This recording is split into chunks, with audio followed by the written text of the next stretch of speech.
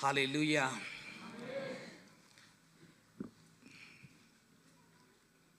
Along Bopiashin Davi County Pibazi. Diniha Minister Sunday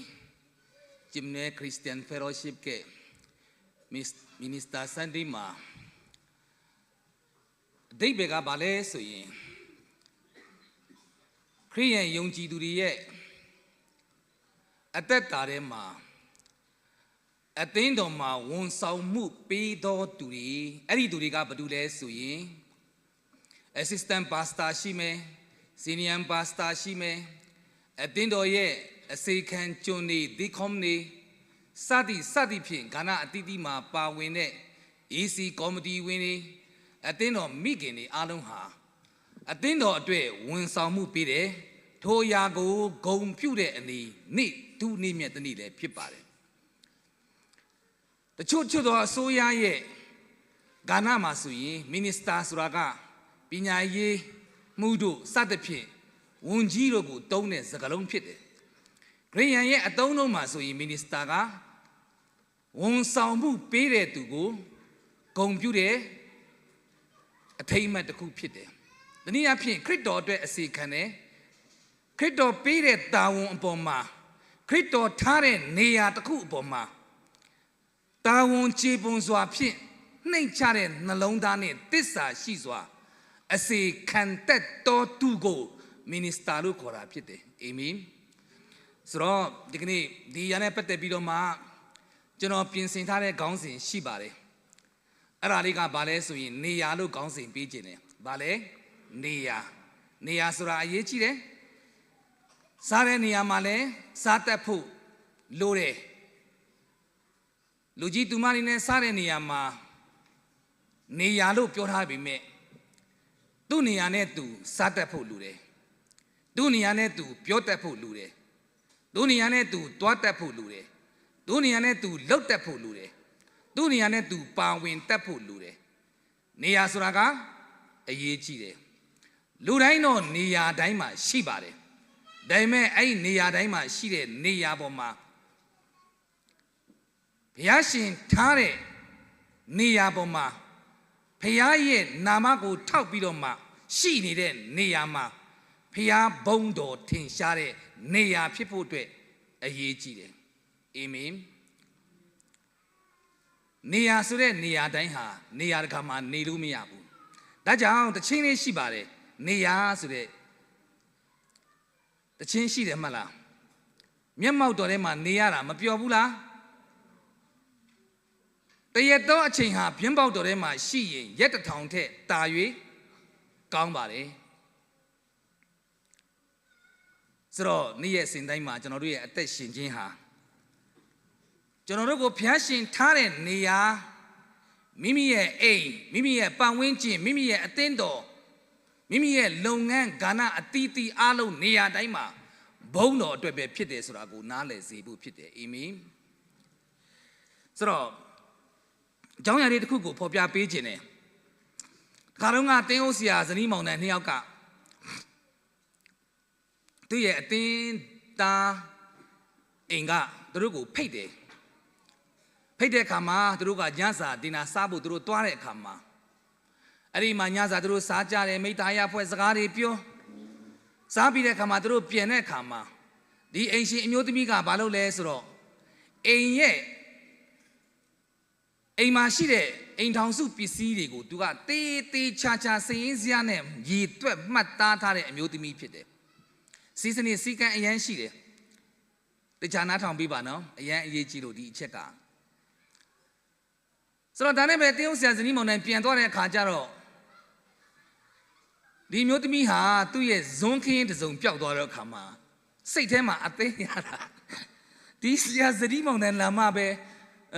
Zonkin Piaudore bo. So the machine, Bastaming a and in the machine, a thing with the Namia Metaya, in down Nico Monomari, Midazuri, paid the Caledrita Zonkin Piaume. So, Arane, the mute Milari to a young feeling fit I did. To a second Achida, Namiola and Namiola, sing Macon. Nay, die. ညာတိုင်းတတိယတိုင်းဇွန်ခင်းပဲနောက်နေ့ဆန်ဒေးမှာလဲအတင်းတော်ရောက်တဲ့အခါမှာဆရာကတရားတာဟောတာသူ့စိတ်ထဲမှာတရားဟောချက်အတန်သူမကြားဘူးသူ့ဆွဲလန်းနေတာကဇွန်ခင်းတရားဟောချက်တာပြီးတယ်တပတ်ဆန်ဒေးတာပြီးသွားတယ်မထူးကြဘူးနောက်တစ်ပတ်လဲဒီတိုင်းပဲဇွန်ခင်းနောက်တစ်ပတ်လဲဇွန်ခင်းတလပြည့်တဲ့အခါမှာဒီအမျိုးသမီးကဘာပြောလဲဆိုတော့ယောက်ျားတဲ့ငါမနေနိုင်တော့ဘူးတဲ့ငါတီးမခံနိုင်တော့ဘူးမအောက်နိုင်တော့ဘူးတဲ့ဒီတင်းဥဆရာကငါပြောတော့မယ်မိမရဲ့မပြောပါနဲ့တခါမှယောက်ျားတွေတနာစရာကောင်းတယ်နော်မိမတွေပေါက်ကွဲပြီဆိုရင်ယောက်ျားတွေကတအားအာနာတတ်တာမိမတွေမရဘူးပြောမယ်ဆိုရင်အသိရအောင်ပြောမှာဒီကအမျိုးသမီးတွေမပါပါဘူးလို့ဆိုတော့ဒါနဲ့ပဲဘုရားကျောင်းရောက်တဲ့အခါမှာဆရာကတရားဟောတာတရားဟောတော့သူ့စိတ်ထဲမှာဇွန်ခင်းပဲကဲဒီနေ့ကတော့မဖြစ်မနေဘယ်နည်းနဲ့ဖြစ်ဖြစ်ငါပြောမှရမှာယောက်ျားကမိမမပြောပါနဲ့မဟုတ်ဘူးပြောမယ်ဆရာကအပြင်ကနေစောင့်နေဆရာကလည်းပူပစ်ကနေစတိတ်ကနေဆင်းပြီးတော့မှဘုရားကျောင်းအပြင်ကိုထွက်လာတဲ့အခါမှာလက်ဆွဲနှုတ်ဆက်ရင်းနဲ့ဆရာကလည်းစိတ်တော့မရှိပါနဲ့တဲ့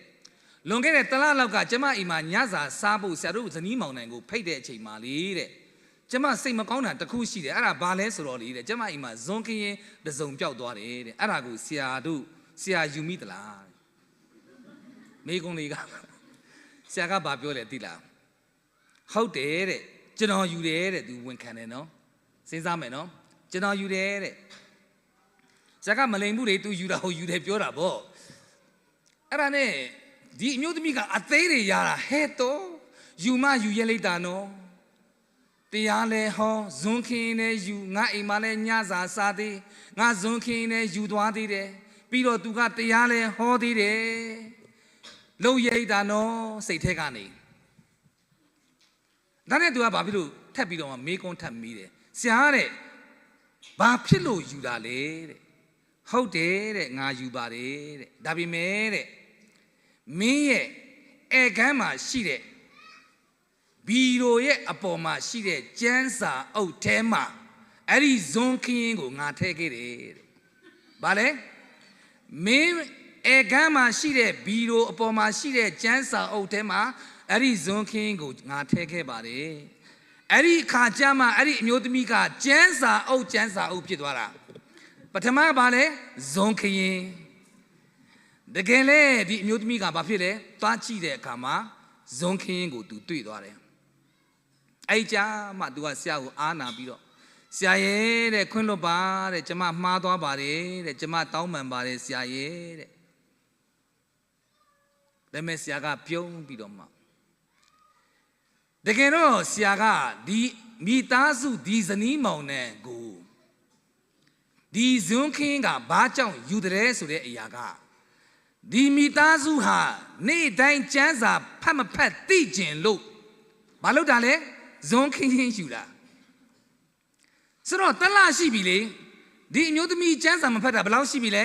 တလရှိပြီအခုမှအဖြေပေါ်တာလေတလရှိပြီဆိုတော့ညီကောင်မောင်နှမတို့ဘဝအသက်တာမှာကျွန်တော်တို့ဟာဘယ်အရာကိုစိတ်ဆွဲလန်းနေတာလဲလောကအရာကိုစိတ်ဆွဲလန်းနေတာလားဖျားကိုစိတ်ဆွဲလန်းရမှာလားဖျားစကားနှုတ်ကပတ်တော်ကိုနေ့တိုင်းသင်ပါလို့ရမှာလဲစိတ်ဆွဲလန်းရမှာဖြစ်တယ်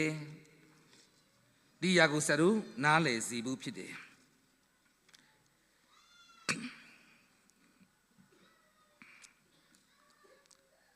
နှုတ်ကပတ်တော်မတွားခင်အရေးကြီးတဲ့စကားလေးထပ်ပြောဦးမယ်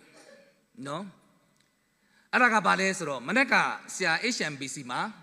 ဝေငှခဲ့တဲ့ခေါင်းစဉ်က H2O water နော်ရေအဲ့ဒီအရေးအကြောင်းကိုဆရာဝေငှခဲ့တယ်အခုဒီမှာကျတော့နေရခေါင်းစဉ်တူလားမတူဘူးနော်ဆိုတော့အဲ့ဒီစကားလုံးကဘာလဲဆိုလို့ရှိရင်ကျွန်တော်တို့အသက်တာမှာအင်မတန်မှစင်ကြင်ရမယ့်အရာအရေးကြီးတဲ့အရာဖြစ်တယ်တဲ့အသက်တာထဲမှာနှုတ်ကပတ်တော်မရှိရင်ဘဝဟာလေတည်နေတာပဲ ဘဝကြီးကဘယ်တော့မှမရှင်တန်ဘူးသင်ထဲမှာနှုတ်ကပတ်တော်ရှိရင်လေစာတန်ကြောက်တယ်ပြန်ပြောမယ်နားလည်အောင်သင်ထဲမှာဘာရှိလဲနှုတ်ကပတ်တော်ရှိရင်စာတန်ကြောက်တယ်သင်ထဲမှာရွှေရှိလို့ငွေရှိလို့စီးစိမ်ဥစ္စာယာထုအတန်အဝိုင်းညီကိုမောင်နှမဂုံပကာတနာရှိလို့စာတန်မကြောက်ဘူးမိတ်ဆွေဘာရှိဖို့လို့လဲနှုတ်ကပတ်တော်ရှိဖို့လို့တယ်နှုတ်ကပတ်တော်ကိုများများဖတ်နှုတ်ကပတ်တော်ကိုနေ့တိုင်းဆင်ခြင်နှုတ်ကပတ်တော်ကိုနှလုံးသွင်းအဲ့ဒီလူရဲ့အသက်တာထဲမှာတနေ့တဲ့တနေ့တိုးပွားလာလိမ့်မယ်အဲ့ဒီလူရဲ့သက်တာထဲမှာတနေ့တဲ့တနေ့ထူးခြားလာလိမ့်မယ်ယနေ့ခရိယန်တွေကတိုးတက်ဖို့မပြောနဲ့တဖြည်းဖြည်းနဲ့ကြာဆင်းလာတဲ့အသက်တာဟာအဲ့ဒါဘာကြောင့်လဲနှုတ်ကပတ်တော်မရှိလို့အာမင်မနေ့မိုးလင်းထအေယာကနိုးတာနဲ့ကျန်းစာအုပ်ကိုင်စုတောင်းကျန်းစာဖက်စုတောင်းပြီးမှလာတဲ့သူရှိရင်လက်ညှိုးထောင်ပါလို့ပြောရင်ထောင်ပါလားထောင်ပါလားကဲထောင်ကြည့်ရအောင်ပေါ်ပြီအရင်အရေးကြီးတယ်နှုတ်ကပတ်တော်ဆိုတာကအင်မတန်အရေးကြီးတယ်နှုတ်ကပတ်တော်ဆင်ခြင်ရမယ်နှလုံးသွင်းရမယ်သင်နှုတ်ကပတ်တော်ကိုနေတိုင်းဖတ်ကြည့်ထူးခြားလာမယ်နော်မိတ်ဆွေသင်အိမ်ထောင်မှာထူးခြားလာမယ်သင်မိသားစုမှာထူးခြားလာမယ်သင်အခြေအနေပေါ်မှာထူးခြားလာမယ်သင်အသက်တာထူးခြားလာမယ်သင်ပတ်ဝန်းကျင်ထူးခြားလာမယ်သင်အသင်းတော်ထူးခြားလာမယ်သင်လုပ်ငန်းခွင်ထူးခြားလာမယ်သင်နှုတ်ကပတ်တော်ရှိကြည့်ပါအဲ့ဒီနှုတ်ကပတ်တော်ဟာတကိုးကြည့်တယ်နှုတ်ကပတ်တော်ဆိုတာနားလည်စီဘူးဖြစ်တယ်ဆိုတော့ကျမ်းစာထဲမှာကြည့်ပါပေတရုကဘုရားသခင်စီမှာ तू ဘာပြောလဲဆိုရင် तू လိုချင်တာကတော့လေတစင်းတည်းပဲဒါပေမဲ့လေသူ့အသက်တာဖျားနဲ့တကယ်ရှင်တန်လာတဲ့အခါမှာဖျားကိုနေရာပေးလိုက်တဲ့အခါမှာသူလိုချင်တာထက်နှစ်ဆဖျားရှင်သူ့ကိုကောင်းကြီးပေးတာဖြစ်တယ်အာမင်ဒီနေ့ယုံကြည်သူတွေကလေလိုချင်တဲ့အချိန်ကြာမှကိုတော့ပေးပါလို့တောင်းနေတာဒါပေမဲ့ကိုတော့အတွက်အသက်တာမပေးကြဘူးမိတ်ဆွေတို့ပေးရမယ်သင်ရဲ့အသက်တာပေးရမယ်ကိုတော့အတွက်အချိန်ပေးရမယ်သင်တောင်းတဲ့အရာတစ်ခုပေါ်မှာဖခင်ကနှစ်ဆပေးတဲ့ကောင်းကြီးကိုသင်ခံစားရမယ်ကျမ်းစာထဲမှာကြည့်နှစ်ဆတွေပဲတွေ့တာဖခင်ကတစ်ဆတည်းမပေးဘူးနှစ်ဆပြန်ပေးတာကောင်းကြီးအာမင်ယနေ့ဘဝတမသင်နှုတ်ကပတ်တော်ထဲမှာရှိရင်အဲ့ဒီနှုတ်ကပတ်တော်ရဲ့တကိုးဟာသင်အသက်တာကိုငြိမ်သက်ခြင်းပေးမှာဖြစ်တယ်သင်ဘဝမုန်တိုင်းတွေဘလောက်ပဲတိုက်ခိုက်နေပါစေပြဿနာအန္တရာယ်တွေနဲ့ဘလောက်ပဲကြုံနေပါစေသင်စည်းစိမ်ဥစ္စာပစ္စည်းတွေအားလုံးဘလောက်ပဲဆုံးရှုံးသွားပါလိမ့်စေနှစ်ဆကောင်းကြီးပြန်ရမယ်အာမင်ဆရာမချမ်းသာဘူးမကြွယ်ဝဘူးဒါပေမဲ့တနေ့ဘုရားရှင်ကျေးဇူးတော်ကြောင့်ဆရာမိသားစုချမ်းသာကြွယ်ဝရမယ်ဘာကြောင့်လဲနှုတ်ကပတ်တော်တက်တဲ့တကိုးဟာဆရာကိုဖော်ပြနေတာဖြစ်တယ်စေကန်းဆရာဖလမ်းမှာစေကန်းဖွင့်ထားတယ်ဆရာစေကန်းပစ္စည်းတွေပျောက်သွားတယ်အများကြီးပဲဆုံးရှုံးမှုတွေအများကြီးရှိတယ်မတုံ့လို့ဘူးကိုတော်ပေးတာကိုတော်လိုအပ်လို့ပြန်ရုပ်သိမ်းသွားဂျေဇုတော်ပဲဟာလေလုယာဒီတဲ့နှစ်ဆကောင်းကြီးဖျားပြန်ပေးနိုင်တယ်မနှမျောဘူးနောက်ဆုံးအချိန်လက်ကြံလေးတွားတက်ခိုင်းတာဂျေဇုတော်ရှိတဲ့ဟာတွေတည်လာတယ်ဂျေဇုတော်ပဲအားလုံးဟာပါလေဂျေဇုတော်ပဲအဲ့ဒါနှုတ်ကပတ်တော်ရှိတဲ့သူရဲ့အသက်တာထဲမှာဘယ်တော့ခါမှရင်လဲပြူသွားခြင်းမရှိဘူးဆိုတဲ့အရာကိုတွေ့ရတယ်ဆိုတော့စကားအကြောင်းပြောမယ်အရေးကြီးတဲ့စကားလောကမှာတဲ့သင်ဘာလုပ်တယ်လဲဆိုတာထက်သင်ဘလို့တဘောနဲ့လုပ်တယ်လဲဆိုတာကပိုအရေးကြီးတယ်သင်လုပ်သမျှအရာအလုံးဟာဘယ်တဘောနဲ့လုပ်တယ်လဲဆိုတာကအရေးကြီးတယ်မိတ်ဆွေအဓိကဘာကိုလဲသင်ရဲ့နှလုံးသားဖြစ်တယ်သင်ရဲ့လှုပ်ဆောင်ချက်ကအဲ့ဒီနှလုံးသားဟာဘုရားရှင်အတိအမှတ်ပြုတဲ့နှလုံးသားဖြစ်ရမယ်လူတွေကတော့ဘာကိုကြည့်လဲအစင်းကိုကြည့်တယ်ဘုရားသခင်ကဘာကိုကြည့်လဲအတွင်းနှလုံးသားကိုကြည့်တယ်မိတ်ဆွေလှုပ်တဲ့အရာတိုင်း ဘာလောက်တယ်လဲဆိုတာတဲ့ဘလို့တဘောနဲ့လောက်တယ်လဲဆိုတဲ့အရာကအရေးကြီးတယ်အာမင်နောက်တစ်ချက်ကဘာလဲဆိုရင်ဘလောက်ကူညီတယ်လဲဆိုတာတဲ့ဘလို့တဘောနဲ့ကူညီတယ်လဲဆိုတာကပို့ပြီးတော့မှအရေးကြီးတယ်ဒါကြောင့်ဘုရားသခင်ကကျွန်တော်တို့ကိုလောက်သမျှအရာအားလုံးဟာဘာကိုပဲကြည့်တယ်လဲဆိုရင်စိတ်နှလုံးသားကိုပဲကြည့်တာဒါကြောင့်မလို့ကျမ်းစာကဘာပြောတယ်လဲစိတ်နှလုံးကောင်းစားရင်အရာကောင်းစားမယ်အာမင်ယနေ့ယုံကြည်သူတွေစိတ်နှလုံးသားကောင်းစားဖို့လိုတယ်မိမိရဲ့အိမ်ထောင်မိသားစုမိမိရဲ့အသင်းတော်မိမိရဲ့ပတ်ဝန်းကျင်မိမိရဲ့လုပ်ငန်းခွင်အားလုံးပေါ်မှာစိတ်နှလုံးသားကောင်းစားပါတချို့စိတ်နှလုံးသားမကောင်းစားတဲ့သူကသူများအပေါ်မှာယမက်တဲ့စိတ်သူများအပေါ်မှာမကျဉ်တဲ့စိတ်သူတစ်ပါးအပေါ်မှာမကောင်းကြံတဲ့စိတ်သူတစ်ပါးတိုးတက်စီးပွားတိုးတက်တာကိုအလိုလိုလင်းရင်းနဲ့မနာလိုတဲ့စိတ်အဲ့ဒီအတွင်းနှလုံးသားစိတ်နှလုံးသားရှိတဲ့လူက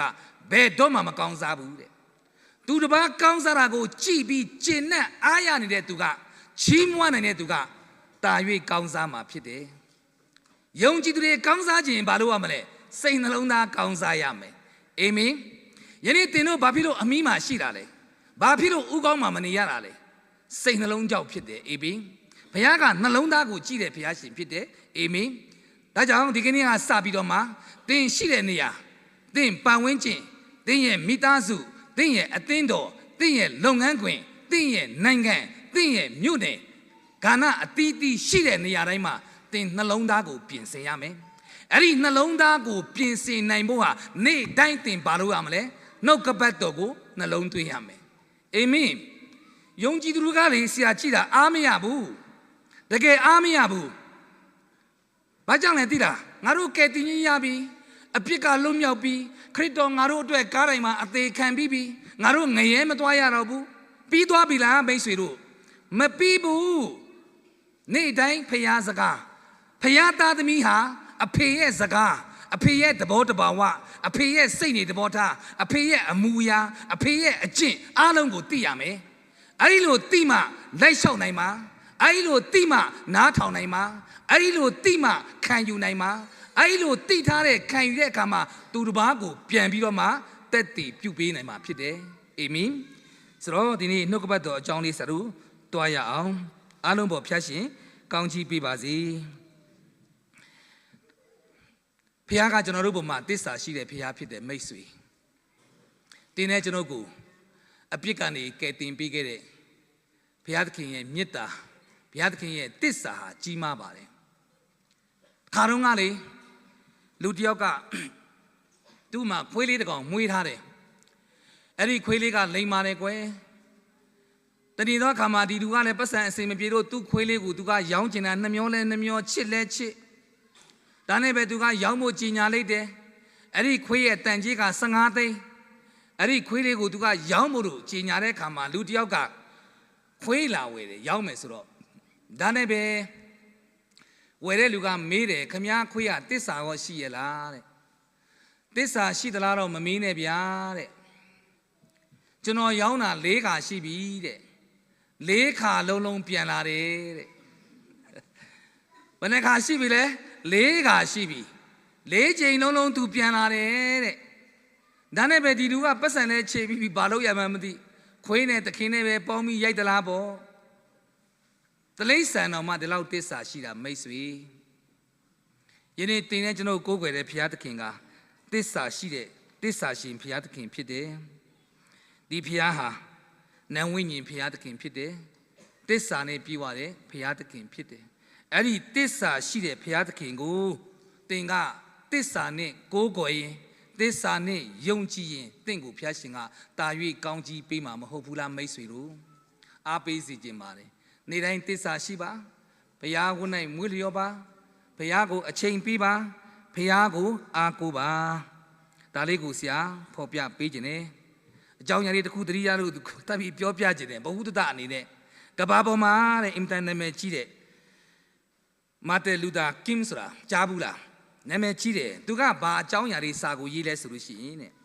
လေကားကြီးတစ်စင်းလုံးကိုတဲ့မော့ပြီးတော့မှဘာဖြစ်လဲမကြည့်ပါနဲ့တဲ့လူတွေကတစ်ခါမှလေမရောက်သေးဘူးအပေါ်ကိုကြည့်ပြီးတော့မှပင်မနေတာမောနေတာမကြည့်နဲ့တဲ့ ကိုတက်နေတဲ့လေကတိလေးကိုပဲကြည်ပါမိတ်ဆွေယနေ့ဘဝအသက်တာမှာနေ့ရဲ့အစဉ်တိုင်းမှာကိုတက်တဲ့တက်လန်းတစ်ခုစီတိုင်းဟာဖျားနာမကိုပဲကြည်ဖျားကိုပဲစစ်ကြည်တင်ဘယ်တော့မှပင်မမှာမဟုတ်ဘူးမိတ်ဆွေဖျားနဲ့ပဲသွားပါဖျားနဲ့ပဲအသက်ရှင်ပါတင်မပင်မဘူးမိတ်ဆွေအာမင်ဆရာမိသားစုတက်တည်နောက်ဆိုဒီတဲ့တက်တည်တွေမြင်ရမယ်ဖျားရှင်ကဆရာတို့ကိုပင်မနွမ်းနယ်မှုမပေးပါဘူးမိတ်ဆွေဖျားနဲ့သွားတဲ့သူတွေအသက်တာထဲမှာမိသားစုထဲမှာဘယ်တော့မှမပင်မဘူးဒါလေးကိုဖော်ပြပေးခြင်းနဲ့ဆိုတော့ဒီနေ့ခေါင်းစဉ်လေးကနေရာဖြစ်တယ်အခြေပြုကျမ်းပိုက်ကတတိုင်းတော်တို့တွင်၌တဲ့နေသောတရက်သည်အခြားအရက်၌နေသောတရက်အရက်တစ်ထောင်ထက်တာ၍ကောင်းပါ၏မတရားသောသူ၏နေရာနေရသောအခွင့်ထက်အကျွန်ုပ်၏ဖျားသခင်အိမ်တော်၌တကယ်တကားဆောင်အရာကိုအကျွန်ုပ်တာ၍နှစ်သက်ပါ၏ဆာလံဆရာကဘာပြောလဲသိလားတတိုင်းတော်မှာရှိတယ်တဲ့နေရာလေးကနှုတ်ကပတ်တော်အဲ့ဒါကနှုတ်ကပတ်တော်တတိုင်းတော်မှာရှိတဲ့နေရာကနှုတ်ကပတ်တော်ရှိတဲ့နေရာမှာသင်အိမ်မှာကျန်းစာဖက်စုတောင်းဖျားခုနိုင်မွေးလျော်ကြီးမွဲ့အဲ့ဒါရှိတဲ့နေရာကလေတတိုင်းတော်ပဲမိတ်ဆွေသင်တိုက်တဲ့ကားနဲ့နေလို့သင်စီးစိမ်ဥစ္စာနဲ့နေလို့အဲ့ဒါတတိုင်းတော်မဟုတ်ဘူးသင်အစဉ်ပြေသည်ဖြစ်စေမပြေသည်ဖြစ်စေနေ့တိုင်းဖျားရဲ့တတိုင်းတော်နှုတ်ကပတ်တော်ထဲမှာသင်ရှိရင်သင်စိတ်တာမှုရှိလိမ့်မယ်တက်တာမှုရှိလိမ့်မယ်ချမ်းသာကြွယ်ဝပြီးတတိုင်းတော်မှာမရှိရင်လေကိုယ့်ရဲ့စီးစိမ်ဥစ္စာတော်မှာသူများလူယူသွားမလားဆိုပြီးတော့မှနေမအိတ်နိုင်ညမအိတ်နိုင်နေမစားနိုင်ညမစားနိုင်ပူပန်နေရတဲ့ပုံကိုယ်တွေလောကမှာအများကြီးပဲအဲ့ဒါတတိုင်းတော်အပြင်မှာရှိတဲ့သူတွေတတိုင်းတော်ထဲမှာရှိတဲ့သူရဲ့အသက်တာကငြိမ်သက်ခြင်းရှိတယ်စိတ်တက်တာမှုရှိတယ်ဝမ်းမြောက်ခြင်းရှိတယ်အဲ့ဒါလေးကိုဆရာတို့နားလည်စေဖို့ဖြစ်တယ်ဒီကျမ်းပိုင်းနဲ့ပတ်သက်ပြီးနားလည်မဲ့အချက်နှစ်ချက်ဆရာဖော်ပြပေးမယ်တတိုင်းတော်မှာရှိတဲ့ပုဂ္ဂိုလ်ကျမ်းစာထဲမှာဒံယေလချင်းသိပ်တွင်းထဲမှာသူကြနေတာဒါပေမဲ့ဒံယေလရဲ့အသက်တာဟာတတိုင်းတော်မှာရှိတဲ့အတွက်အဲ့ဒီချင်းသိပ်ကဒံယေလကိုလုံးဝကိုက်လို့မရဘူးဘာကြောင့်လဲသိလားဒံယေလတစ်နေ့ဘယ်နှချိန်တောင်းလဲ3ချိန်ဒီမှာရှိတဲ့ယုံကြည်သူတွေတစ်နေ့ဘယ်နှချိန်တောင်းလဲမတောင်းတောင်းရမယ်တတိုင်းတော်ဆိုတာတောင်းရမယ်3ချိန်တောင်းတယ်ကွာဒံယေလကတတိုင်းတော်ထဲမှာရှိတော့ဘာဖြစ်လဲချင်းသိပ်တွင်းထဲမှာချင်းသိပ်ကသူ့ကိုစားလို့မရဘူးအန်တရယ်ပြုတ်လို့မရအောင်အဲ့ချင်းသိပ်ကနှုတ်ကိုကောင်းကင်တမန်ကပိတ်ထားတာလေစားလို့မရဘူးအဲ့ဒါတတိုင်းတော်မှာရှိတဲ့သူရဲ့အသက်တာတတိုင်းတော်မှာရှိတဲ့သူရဲ့အသက်တာကငါစကားကိုနားထောင်၍ဘေးဥပတ်ကိုမကြောက်ဖဲလုံခြုံစွာနေရလိမ့်မယ်အာမင်ဣတိကထာဝရဘုရားဤနှုတ်ကပတ်တော်ဖြစ်တယ်ဖျားစကားကိုနားထောင်တဲ့သူရဲ့အသက်တာထဲမှာဖျားကတာဝန်ယူပြီးသားတင်ဘယ်တော့မှအန်တရယ်မရှိဘူးတင်ရှိတဲ့နေရာမှာကွက်ပြီးတော့မှအန်တရယ်ကိုဖျားရှင်ကဖယ်ရှားမယ်အဲ့ဒါတတိုင်းတော်ဖြစ်တယ်မိတ်ဆွေအဲ့ဒါဘယ်ပုံမှာလဲနှုတ်ကပတ်တော်မှာအသက်ရှင်ဖို့ဖြစ်တယ်အေဒင်ဥယျာဉ်မှာရှိတဲ့အေဝါနဲ့အာဒမ်နဲ့ကြည်အာဒမ်နဲ့အေဝါတတိုင်းတော်ပြင်ကထွက်တဲ့အခါမှာဘာမဟုတ်တဲ့စာတန်ရဲ့စကားကိုနားထောင်တဲ့အခါမှာအေဒင်ကနေဘာဖြစ်လဲမောင်းထုတ်ခံရတယ်တတိုင်းတော်အပြင်ကိုရောက်သွားတဲ့အခါမှာသူတို့တွေဘယ်လိုဖြစ်လဲဆင်းရဲဒုက္ခမျိုးစုံနဲ့သူတို့တွေနေရတယ်တတိုင်းတော်ဆိုတာကဘာလဲငြိမ်သက်ခြင်းရှိတယ်လုံခြုံမှုရှိတယ်ကွယ်ကာဆောင်မမှုကအစဉ်အမြဲရှိတယ်အာမင်ဒါကြောင့်မလို့တတိုင်းတော်မှာနေရတာကရက်တစ်ထောင်တည်းတရက်က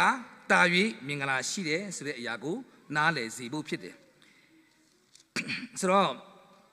နေရာနဲ့ပတ်သက်ပြီးတော့မှဆရာဘာကိုဖော်ပြပေးခြင်းလဲဆိုလို့ရှိရင်နံပါတ်1နိနေဝေမြို့သားများအဲ့ဒါကဘာလဲဆိုလို့ရှိရင်ကျမ်းစာထဲမှာယောနအခန်းကြီး3အပိုက်ငယ်30မှာမြို့သားတို့သည်တဲ့မိမိတို့လိုက်တော်အတ္တမလမ်းကိုလွဲဆောင်၍ကျင့်သောအကျင့်များကိုဘုရားသခင်သည်မြင်နေ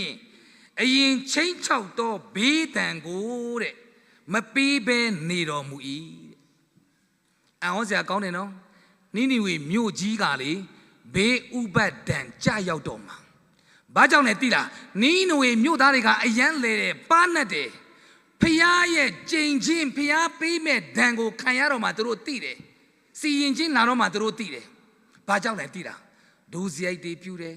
ဘုရားမနစ်တဲ့အရာတွေသူတို့လုပ်တယ်အာကုတုများနေတဲ့နိနဝေမြို့သားတွေဟာ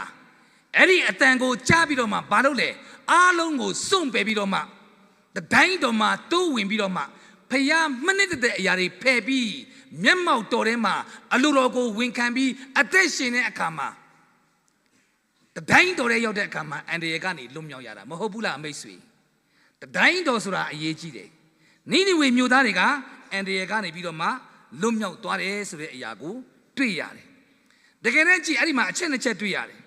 တကယ်တော့စီရင်ချင်းကလာနေပြီပြဿနာကလာနေပြီသို့တော့အဲ့ဒီမြို့သားတွေဟာအဲ့ဒီပြဿနာကိုမကြည့်ပဲဘုရားသခင်နှစ်သက်မဲ့နေရာကိုပြောင်းပြီးတော့မှနေရာယူလိုက်တဲ့အခါမှာလာမဲ့ပြဿနာကဘာဖြစ်တယ်လဲပြောင်းပြန်လှန်သွားတယ်အာမင်နေရာအရေးကြီးတယ်ဘာလဲနေရာအရေးကြီးတယ်နေရာယူတတ်ဖို့လိုတယ်မိတ်ဆွေဒါကြောင့်မလို့နေရာဆိုတာအရေးကြီးတယ်ဒါကြောင့်မလို့ဘဝမှာသင်ပြဿနာအခက်အခဲဘလောက်ပဲရှိနေပါစေသင်ရဲ့အသက်တာဘလောက်ပဲလဲပြိုနေပါစေကိုကဖျားနှစ်တဲ့အသက်တာနဲ့ပြန်ပြီးတော့မှနေရာယူအသက်ရှင်သင်အန္တရာယ်ကနေလွတ်မြောက်မယ်အခက်အခဲပြဿနာကနေအောင်မြင်ကျော်လွှားမယ်ဆိုတဲ့အရာကိုဒီကနေ့နှုတ်ကပတ်တော်ကကျွန်တော်တို့ကိုဖော်ပြပေးနေတာဖြစ်ပါတယ်ဆိုတော့ညီကုန်းချုပ်မယ်နောက်တစ်ပိုင်းပြောပြီးတော့မှဆရာညီကုန်းချုပ်ချင်တယ်တခါတော့ကတဲ့ရွာသူကြီးတယောက်ရှိတယ်အဲ့ဒီရွာသူကြီးတယောက်ကသူ့မှာသမီးချောလေးတယောက်ရှိတယ်အဲ့ဒီသမီးချောလေးတယောက်ကအင်မတန်ချောတော့တရွာလုံးမှာရှိတဲ့လူပြိုလေးတွေကတအားကြိုက်တာတဘောကြကြတယ်ဒါနဲ့ပဲရွာသူကြီးကဘာပြောလဲဆိုရင်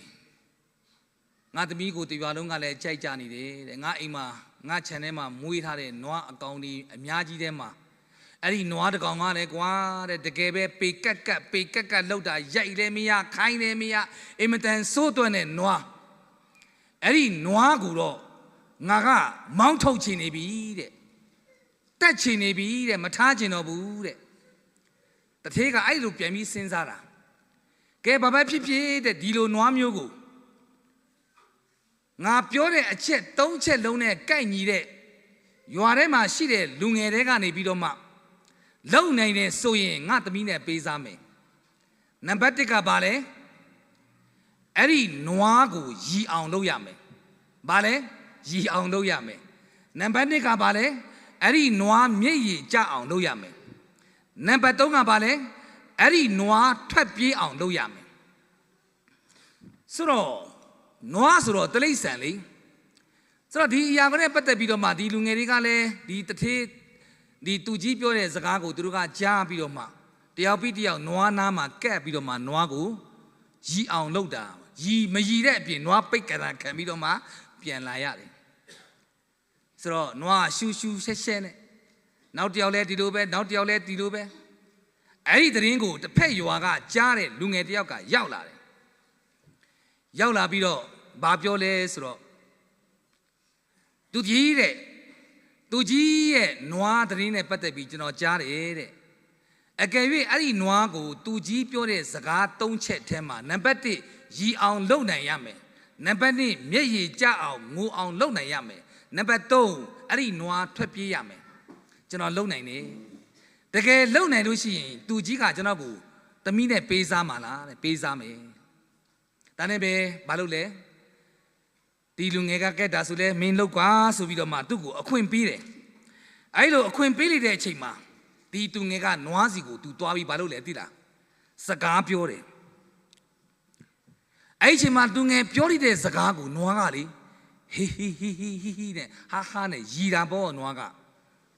နော်နွားရီတာကြားဘူးလားနွားရီတယ်အဲ့ဒါနဲ့သူကြီးကကြည့်ပြီးအဟံဟောတယ်ကွာသူပြောတဲ့အတိုင်းတကယ်နွားရီတယ်တဲ့အဲ့ဒါနဲ့တခါထပ်ပြီးတော့မှစကားတစ်ခွန်းထပ်ပြောတယ်အဲ့ဒီချိန်မှာနွားမြည်ကြီးကြားပြီးတော့မှရှိုက်သေးငယ်နဲ့ငိုတယ်ကွာအဲ့ဒါနဲ့သူကြီးကကြည့်ပြီးအံ့ဩတာဒါနဲ့ပဲတခါထပ်ပြီးတော့မှနွားကစကားတစ်ခွန်းထပ်ပြောတာအဲ့လိုပြောတဲ့အချိန်မှာပဲနွားကနရွေထောင်ပြီးတော့အမိထောင်ပြီးတော့မှတခါတည်းထွက်ပြေးတာဟဲ့သူကြီးပြောတဲ့စကားကကွက်တိဖြစ်နေပြီဒီသူငယ်လောက်သွားတာ တကယ်လက်တွေ့ကြသူသမီးပေးစားရတော့မှာလေဒါနဲ့ပဲသူကြီးကဂရိအတိုင်းဂရိတီရတော့မှာပေါ့ဒီလူငယ်ကိုခေါ်ပြီးတော့မှလာပါဦးမင်းကတဲ့ငါပြောတဲ့စကား၃ခွန်းမှာမင်းပြောလိုက်တဲ့ပထမစကားတစ်ခွန်းကနွားကိုမင်းရီအောင်လုပ်တဲ့စကားကဘာလဲသူကြီးဒါကဒီလိုရှိပါတယ်နွားကိုကျွန်တော်ပြောတဲ့စကားကလေတဲ့ဟိတ်နွားတဲ့ငါကခရိယန်ဆရာကွာတဲ့ဘာလဲငါကခရိယန်ဓမ္မဆရာကွာတဲ့နွားကိုပြောတာနွားကအဲ့ဒီစကားတန်ကြားပြီးတော့မှရီတာလေခရိယန်ဓမ္မဆရာပုံမှမပေါက်တာရုပ်မှမပေါက်တာနွားကတိတယ်ရီပါလေကောအဲ့ဒီစကားတဲ့ယနေ့အားပေးစေခြင်းနဲ့အမှုတော်ဆောင်တွေဒီထဲမှာရှိရင်လည်းအားပေးခြင်းနဲ့အမှုတော်ဆောင်ဆိုတာအမှုတော်ဆောင်ရဲ့ရုပ်ပေါက်ရမယ်အမှုတော်ဆောင်ရဲ့ပုံပေါက်ရမယ်အမှုတော်ဆောင်ရဲ့ပုံသက်တည်ရှိရမယ်အရေးမကြီးဘူးလားအရေးကြီးတယ်ဒီမှာရှိတဲ့ညီကိုတွေတားတွေသမီးတွေနောက်အချိန်မှာအမှုတော်ဆောင်မဖြစ်ဘူးလို့ပြောလို့ရမလားဖះရှင်တုံးရင်ဖြစ်မှာပဲအမှုတော်ဆောင်ဆိုတာဖះလူမန်းကိုမယုံကြည်သောသူတွေကအစသိနေရမှာအာမင်ဆရာရန်ကုန်ပြန်တော့2019မှာဂျေဇုတော်ကြောင့်မှာဒီအချိန်တွေရောက်လာတာဖះပို့ဆောင်လို့အရင်တော့ကအမှုတော်ဆောင်မဖြစ်ခင်ကမယုံကြည်သူဘဝတုန်းကဒီရုပ်မဟုတ်ပါဘူးအမြဲတမ်းပြောနေကြပဲဟုတ်တယ်မလားအခုဂျေဇုတော်ကြောင့်ဘာရုပ်ပေါက်လဲဖះသားသမီးရုပ်ပေါက်လာရတယ်ဂျေဇုတော်ပဲရန်ကုန်ပြောင်းတော့ရန်ကုန်ပြောင်းတော့အောင်ဖြစ်တယ်ရန်ကုန်ပြန်တော့စကားတွေပြောပါများတော့လဲမှားတာလဲပါတာပေါ့ဆိုတော့ဒီလာထဲမှာဆရာစကားပြောတာအများကြီးပဲဂျေဇုတော်ပဲကွာတောက်လျှောက်ကိုပြောနေရတာဆရာကအမှုတော်ဆောင်တာတဲ့သူကလာပြီးနှုတ်ဆက်တာလူငယ်လေးတယောက်ကဟုတ်ပါတယ်တားလို့ဟုတ်ပါတယ်ဆရာအမှုတော်ဆောင်ပါပြောချင်တဲ့အရာကအမှုတော်ဆောင်မှန်တိကိုတိတယ်အာမင်ယုံကြည်သူအချင်းချင်းယုံကြည်သူမှန်ခရိယန်မှန်တိကိုတိရမယ်သင်ကဖះသားမှန်ရင်ဖះသားသမီးမှန်သူတစ်ပါးတိကိုတိရမယ်အဲ့ဒါတက်တည်ဖះသားဖြစ်ပြီးတော့မှမယုံကြည်သူနဲ့ဒန်းသူဖြစ်ရင်တင်တက်တည်မဟုတ်ဘူးအခုနနွားကရီတာသူဘာကြောက်လဲအမှုတော်ဆောင်ပုံမှမပေါက်တာ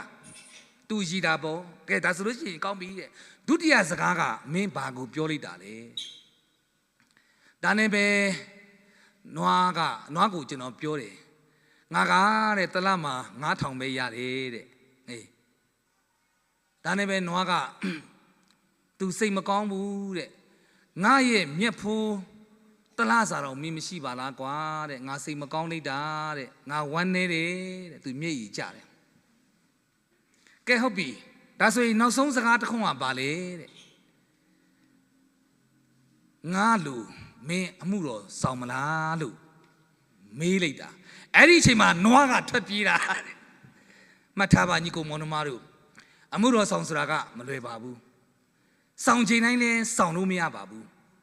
လှုပ်ချိန်တိုင်းလည်းလှုပ်လို့မရပါဘူးဘုရားသခင်ရဲ့အတန်ဘုရားသခင်ရဲ့ခေါ်တန်ကိုကြားမှလှုပ်လို့ရတာဖြစ်တယ်ဒါလေးကိုနားလည်စေဖို့ဖြစ်တယ်ဒါကြောင့်မလို့ဒီကနေ့ Minister Sunday မှာဒီမှာရှိတဲ့အမှုတော်ဆောင်တွေအကောင်လုံးဟာဝန်ဆောင်တဲ့အမှုတော်ဆောင်တွေပဲကဏ္ဍအသီးသီးမှာဒေကွန်နေ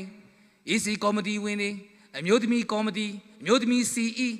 လူငယ် CE စသဖြင့်ကဏ္ဍအသီးသီးမှာပါဝင်တဲ့သူတွေအားလုံးဟာဝန်ဆောင်မှုပေးနေတဲ့အမှုတော်ဆောင်တွေဖြစ်တယ်နေရာမှာတင့်ကိုပေးထားတဲ့တာဝန်ကဏ္ဍအသီးသီးမှာတင်တာဝန်ကျေပြီးဘုရားရဲ့တက်တည်ဖြစ်ဖို့ဘုရားရဲ့အစေစွန်းအစေခံကျွန်းကောင်းဖြစ်ဖို့ဘုရားဘုန်းထင်ရှားဖို့တင့်ကိုထားတဲ့နေရာမှာဘုရားရှင်ကအလိုရှိတယ်ဆိုတဲ့အရာကိုနားလည်စေဖို့ဖြစ်တယ်ဆရာအချိန်ကအများကြီးကြာပြီနောက်ဆုံးညီကုန်းချုပ်အနေနဲ့ဆရာပြောမယ်အာဗြဟံကအကြောင်းရင်းနည်းနည်းလေးပဲပြောမယ်ပြီးရင်နောက်ဆုံးအကြောင်းအရာလေးပြောပြီးညီကုန်းချုပ်မယ်ကျင့်တတ်လားအားလုံးကျင့်တတ်ပါတယ်ဆိုတော့အာဗြဟံကဖျားသူ့ကိုရွေးချယ်တာခရဒဲပြည်ဥရမြို့မှာနေတဲ့အာဗြဟံအသက်60နော်အဲ့ဒီအသက်60ဖျားသူ့ကိုရွေးချယ်ပြီးတော့မှဖျားသူ့ကိုခေါ်လိုက်တာငါပြက်လက်တဲ့ပြည်ကိုမင်းသွားတဲ့အရင်တော့ကလေအာပြန်ဗါလဲအာပြန်နောက်မှသူကအာဗြဟံဖြစ်တာဆိုတော့ကပ္ပဦးကျမ်းခန်းကြီး9အပိုက်ငယ်ကပ္ပဦးကျမ်းခန်းကြီး7အပိုက်ငယ်9မှာအာဗြဟံဒီတဲ့မယားစားတဲ့အကူတ တာလောတာနှင့်ဥစ္စာရတမြတ်ကို၎င်းခါရန်မြို့၌ရသောလူတို့ကို၎င်းယူပြီးလျင်တဲ့ခါနန်ပြည်သို့ရောက်ချင်းကထွက်သွား၍ထိုပြည်သို့ရောက်ကြ၏ဘုရားရှင်ကပြောတယ်အာဗြဟံမင်းငါပြတဲ့ပြည်ကိုသွားငါထားမဲ့နေရာကိုမင်းသွားတဲ့အာဗြဟံကဘာလို့လဲသိလားဇောရကမတက်ဘူးဖျားပြောတဲ့နေရာဖျားပြတဲ့နေရာကိုသွားလိုက်တာလေကောင်းကြီးခံစားရတယ်အာမင်ယနေ့သင်ဘဝတတမှာသင်ကိုဖျားထားတဲ့နေရာမှာသင်တစ္ဆာရှိစွာနဲ့ကောင်းကောင်းလုပ်တစ္ဆာရှိစွာနဲ့သင်လှုပ်ဆောင်သင်အတွက်တာ၍ကောင်းကြီးမြင်တာခံစားရမှာဖြစ်တယ်အာမင်ဒါကြောင့်မလို့နေရာဆိုတာကအရေးကြီးတယ်ဒါနဲ့ပတ်သက်ပြီးတော့မှအနက်ဖွင့်ပြမယ်ဆိုရင်အများကြီးရှိတယ်ဆိုတော့အာဗြဟံရဲ့အကြောင်းအရာတွေပြောပြမယ်စာရာရဲ့အဓိပ္ပာယ်ကယံလိုတော်သူတဲ့စာရဲအဓိပ္ပာယ်အရင်တော့ကစာရဲဆိုတော့အာဗြဟံဆိုတဲ့အဓိပ္ပာယ်ကလူစုကြီးရဲ့ဖခင်အာဗြဟံဘာလဲချိုင်ရပ်ပလဲတိမ့်တင်ရရတိမ့်တင်အာဗြဟံအဲ့တော့အာဗြဟံလူစုကြီးရဲ့ဖခင်ပြီးတော့မှအာဗြဟံဖြစ်တဲ့အခါမှာလူမျိုးကြီးရဲ့ဖခင်အဓိပ္ပာယ်ပြန်ဖြစ်တယ်ကဲပြီးတော့မှစာရဲဘဝကနေစာရာဖြစ်တဲ့အခါမှာလူမျိုးကြီးရဲ့မိခင်ဆိုတော့ဘဝတတမှာဒီအာဗြဟံကိုဘုရားရှင်ကကောင်းချီးပေးတယ်ဘုရားရှင်ကသူ့ကိုပြလိုက်တဲ့နေရာမှာသူဖျားအတန်ကိုတွားပြီးတော့မှကြားပြီးတော့မှသူနေလိုက်တဲ့အခါမှာထားတဲ့နေရာပေါ်မှာဘုရားရှင်ကတာဝန်ယူတာဖြစ်တယ်အာမင်ယနေ့ဘဝတတမှာသင်ပင်နေရာမှာပဲနေဘုရားအတန်ကိုကြားတတ်တော်သူများဖြစ်ပါစေနောက်ဆုံးအကြောင်းလေးပြောပြီးနေကုန်းချုပ်မယ်တခါတော့ငါတဲ့သူ့ရဲ့နာမည်လေးကအလီလို့ခေါ်တယ်အလီဆိုတာကြားဘူးလားမိုဟာမက်အလီပြောတာမဟုတ်ဘူးနော်တစ်အလီနှစ်အလီသုံးအလီပြောတာမဟုတ်ဘူးနော်အလီအဲ့ဒီပုဂ္ဂိုလ်ဟာသူ့မှာသမီးလေးတစ်ယောက်ရှိတယ်အဲ့ဒီသမီးလေးကအရန်ဖျားပြီးတော့မှသူကမကြမ်းမာတဲ့အချိန်မှာတော်ကိုပြင်းပြဖျားတဲ့ယောဂဖြစ်တာသူ့မှာသမီးလေးနဲ့ပတ်သက်ပြီးတော့မှသူစိတ်ကူတာဖို့အတွက်အင်မတန်မှသူ့မှာပတ်စံမရှိတော့သူ့ရဲ့တထေးစီကိုသူသွားတဲ့အခါမှာတထေးကိုအကူကြီးတောင်းတဲ့တထေးတဲ့ကျွန်တော်သမီးလေးယောဂလုံးဝအကင်းပြောက်ချင်တယ်တဲ့ကျွန်တော်ပတ်စံချီးပေးပါလားတဲ့ဒါနဲ့ပဲတထေးကဘာပြောတယ်လဲအလီတဲ့မင်းဘာမှစိတ်မပူနဲ့မင်းလိုတဲ့ပတ်စံငါအားလုံးပေးမယ်မင်းဘလောက်လိုလဲမင်းတောင်းသမျှငါပေးမယ်မင်းယူသွားဒီပတ်စံကိုတော့မင်းငါ့ကိုပြန်မဆက်နဲ့ငါမင်းကိုကူညီပေးလိုက်တာအဲ့လောက်ကောင်းတဲ့တထေးလေးခက်ရှာကပါမှာဆိုတော့အလီကပြုံးရှင်ပြီးတော့မှသူသမီးလေးစိတ်ကူတာဖို့အတွက်သူကယူဖို့ပတ်စံထုတ်ကိုကိုင်းပြီးတော့မှဒါပေမဲ့တထေးကပြောတဲ့စကားတစ်ခုရှိတယ်။တနေ့ကျရင်ငါလိုအပ်တဲ့အခါကျရင်ငါပြောတဲ့အတိုင်းကိုမင်းလုပ်ရမယ်တဲ့။မင်းလုပ်နိုင်မလားတဲ့။အကယ်၍မင်းဒီပတ်စံကိုတော့ယူသွားပြန်မပေးနဲ့။တနေ့ငါပြောတဲ့အတိုင်းကိုမင်းလုပ်နိုင်ရင်မင်းကိုငါကဒီပတ်စံကပြန်ယူမှာမဟုတ်ဘူး။အကယ်၍မလုပ်နိုင်ရင်အဲ့ဒီပတ်စံအတွက်10 ပုံ 10 စမင်းငါ့ကိုပြန်ပေးရမယ်။တတိကအဲ့လိုပြန်ပြောလိုက်တာ။ဒါနဲ့ပဲအလီကဘာဖြစ်ကွာသူသမီးလေးကျမ်းမာရေးအတွက်သူကယူလာခဲ့တယ်သမီးလေးရဲ့ကျမ်းမာရေးကောင်းတဲ့အခါမှာတထေးပြောတဲ့စကားကိုအလီကတစ္ဆာရှိတော့မမေ့ဘူး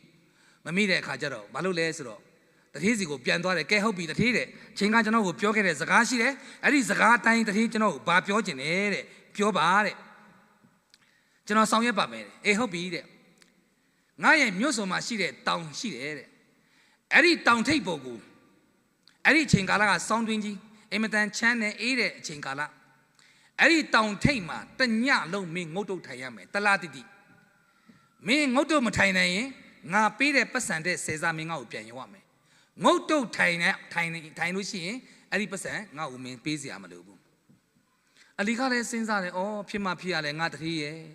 ငါကိုလည်းခိုင်းတာကလည်းလွန်လိုက်လားဒီလိုအရာမျိုးလည်းတစ်ခါမှမကြုံဘူးလုံးမလုံးရက်တယ်ပေါ့တောင်ပေါ်မှာငုတ်တုတ်ထိုင်ခိုင်းတာတညလုံးနားနေပဲတတိပြောတဲ့စကားကိုအလီကဘာဖြစ်စိတ်တက်ကြပြီးအိမ်ပြန်လာတယ်ပြန်လာပြီးတဲ့အခါကျတော့လမ်းမှာတငယ်ချင်းနဲ့တွေ့တယ်တငယ်ချင်းနဲ့တွေ့တဲ့အခါကျတော့တငယ်ချင်းကဘာပြောတယ်လဲတငယ်ချင်းကိုသူကယင်ဖွင့်တာငါတတိကတော့အဲ့လိုပဲကွာတဲ့ငါပတ်စံရှိတဲ့သမီးလေးကျမ်းမာရေးအတွက်ပတ်စံရှိတဲ့ပတ်စံပေါ်မှာသူကငါ့ကိုဒီလိုအကြောင်းအရာပြောတယ်တဲ့ငါဘယ်လိုလုပ်ရမလဲတဲ့ငါလက်ခံရမလားငါလက်မခံရင်ငါယော်ရမှာတဲ့ဆယ်စားတငယ်ချင်းကအပေးစကားပြောတယ်မင်းလက်ခံလိုက်ပါတဲ့မင်းဘာမှစိတ်မပူနဲ့တဲ့တဘောတူလေတဲ့လက်ခံလေတဲ့ဒါနဲ့ပဲအလီကတငယ်ချင်းအားပေးမှုနဲ့သူကလက်ခံဖို့ဆုံးဖြတ်လိုက်တယ်တထေးကိုလည်းဂတိပေးလိုက်ပြီ တကယ်ချင်းကဘာပြောလဲသိလားဟဲ့တကယ်ချင်းနဲ့မင်းအားမငယ်နဲ့ညနေ6 နာရီမထိုးခင်အဲ့တောင်ထိပ်ကိုမင်းရောက်အောင်တဲ့အဲ့ဒီမှာတောင်နှလုံးရှိတယ်အောက်မှာကြောက်ကဘာတစ်ခုပဲရှိတယ်ဒီဘက်တောင်မှာကငါတက်မယ်ဟိုဘက်တောင်ကလည်းမင်းတက်တောင်နှလုံးရှိတော့အောက်မှာကြောက်ကဘာအဲ့ဒီတောင်နှလုံးရဲ့အထက်မှာတငယ်ချင်း2 ယောက်အလီရှိတယ်ဒီဘက်ကသူတငယ်ချင်းရှိတယ်ဆိုတော့ညနေ6 နာရီကနေစတက်တဲ့တောင်ထိပ်ကိုအလီရဲ့တထေးကအဝေးတနေရာကနေသူကကြည့်နေတာတောင်မှာတညာလုံးရှိသလားမရှိလားဆိုတာကိုသူကကြည့်တာအမြင်နဲ့ဆိုတော့ဒီဘက်ကတငယ်ချင်းကဘာပြောတယ်လဲဆိုရင်ငါရှိချောင်းတက်တယ်ကိုမင်းကိုဒီဘက်တောင်ကနေငါမီးပုံပြီးတော့မှမီးထွန်းပြီးတော့မှငါမင်းကိုလက်ဟန်ချီဟန်နဲ့မင်းကိုနှုတ်ဆက်နေမယ်ပြနေမယ်တငယ်ချင်းအားမငယ်နဲ့ဒီဘက်မှာငါရှိတယ်မင်းတယောက်တည်းမဟုတ်ဘူးငါပါရှိနေတယ်ဆိုတဲ့အတိအမှတ်မင်းနားလည်ဖို့အတွက်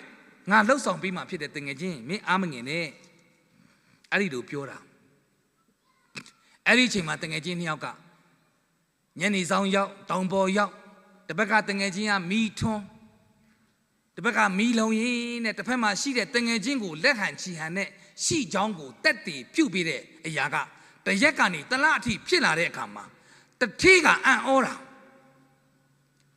ဒါနဲ့ပဲအလီကိုခေါ်ပြီးတော့မှအလီတဲ့မင်းဟာဂတိတစ္ဆာရှိတဲ့ပုဂ္ဂိုလ်ပဲတဲ့ငါပြောတဲ့အတိုင်းမင်းလုပ်နိုင်တယ်တဲ့ငါကမင်းကိုစမ်းတတ်တာဖြစ်တယ်အလီတဲ့ငါမင်းကိုပေးတဲ့ပတ်စံမင်းပေးစရာမလိုဘူးတဲ့ငါစီးစိမ်ငါတိုက်တာကအစည်းစိမ်အကုန်လုံးကိုမင်းကိုငါပေးတယ်ကွာမင်းကိုငါပေးတယ်ကွာမင်းယူပါကွာတဲ့မင်းကိုကူညီတဲ့မင်းတငယ်ချင်းကိုလည်းငါပေးတယ်ကွာတဲ့မင်းယူပါကွာလူတော်မှဒီလောက်တောင်မှလောကလူတော်မှစဉ်းစားကြည့်တငယ်ချင်းတော်မှတလှတိတိဒုက္ခခံပြီးတော့မှတငယ်ချင်းအတွက်ပံပိုးလှုပ်ဆောင်ပေးတယ်ဆိုရင်သင်ဟာနှုတ်ကပတ်တော်နဲ့တတိုင်းတော်ထဲမှာအမြဲတမ်းနေသင်ကိုဘုရားသခင်ကနေ့တိုင်းတက်လုံးထိုင်ကြည့်နေမှာဖြစ်တယ်အာမင်ဣတိကထာဝရဘုရား၏နှုတ်ကပတ်တော်ဖြစ်တယ်အားလုံးပေါ်ဘုရားရှင်ကောင်းချီးပေးပါစေ